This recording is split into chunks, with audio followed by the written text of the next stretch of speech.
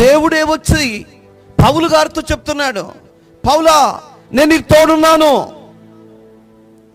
ఏమండి, కొరింథీ పట్టణములో ప్రజలందరూ ఒకవైపు ఉంటే అపోస్తలుడైన పౌలు గారు మాత్రం ఒక పక్కన ఉన్నాడు.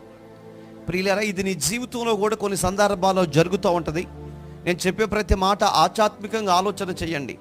కొన్ని సందర్భాల్లో మన అనుకున్న వాళ్ళు, మన రక్త సంబంధులే, మన బంధువులే, వాళ్ళందరూ కలిసికట్టుగా ఒక ప్రక్కన ఉంటారు. నీ మాట చల్లనివ్వరు, నీ మాట వినరు, నీ మీద నిందలు మోపుతారు, అవమానాలు మోపుతారు, బాధిస్తారు, దుఃఖపెడతారు, ఒంటరిని చేస్తారు. ప్రియులారా, అలాంటి సందర్భాల్లో నువ్వేం చేస్తా? అలాంటి పరిస్థితులు వచ్చినప్పుడు ఏం చేస్తా?